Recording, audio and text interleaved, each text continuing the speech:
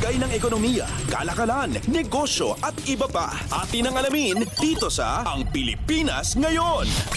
Magandang umaga, narito ang balitang negosyo at kalakalan. Inihayag ng Philippine Economic Zone Authority o PEZA na on track ito sa paggamit ng 200 bilyong pisong investment target para sa taong kasalukuyan. Ito ay kasunod ng pagkakatala ng investment approvals na umabot sa 186.9 bilyong piso nitong Nobyembre 13. Sinabi ng PEZA na lumampas na ang halaga sa 175.71 bilyong piso na naitala sa kabuang 2023 investment approvals. Mas mataas din ito ng 32% mula sa 140.884 na bilyong piso na pamumuhunan o investment sa kaparehong period ng 2023. Mula Enero 1 hanggang Nobyembre 13, inaprubahan ng PEZA Board ang 222 bago at umiiral na ngunit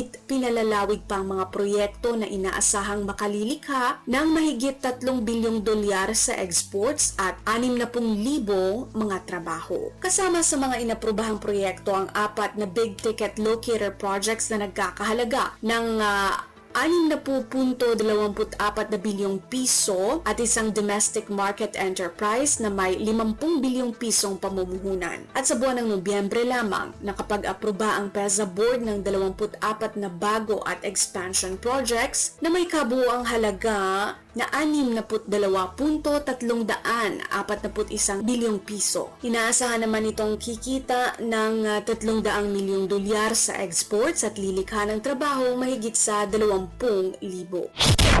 Lagay ng ekonomiya, kalakalan, negosyo at iba pa. Atin ang alamin dito sa Ang Pilipinas Ngayon.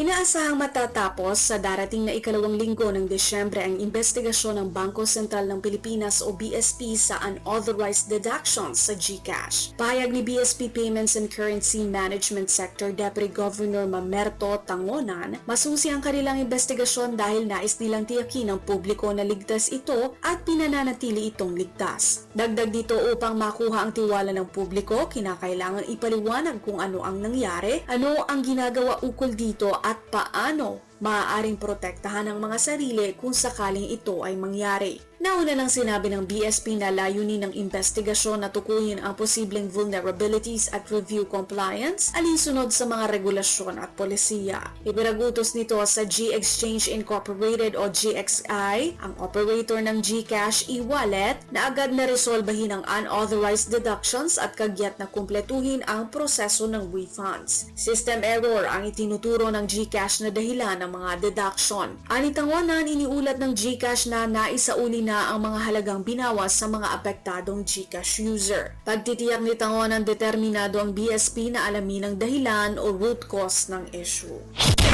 Lagay ng ekonomiya, kalakalan, negosyo at iba pa. Atin ang alamin dito sa Ang Pilipinas Ngayon.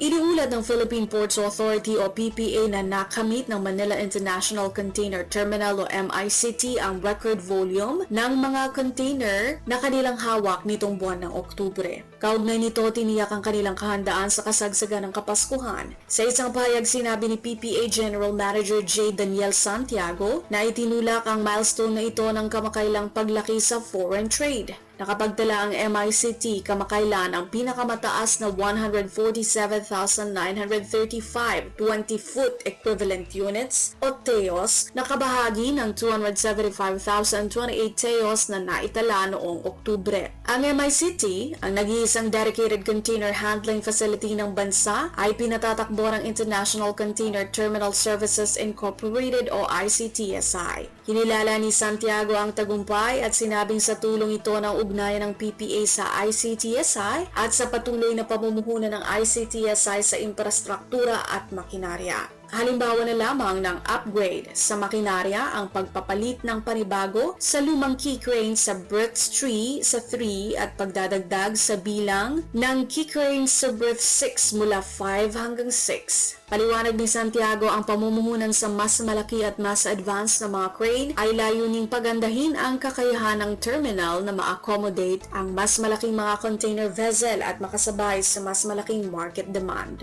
Dagdag pa rito, pinagaganda ngayon ng ICTSI ang Port Berth 8 na inaasahang magdadagdag sa annual capacity ng MICT sa 3.5 million teos sa 2027. Binigyan diin ni Santiago ang papel ng public-private partnerships tulad ng ICTSI sa pag-sustain ng mas madaling operasyon sa major terminals.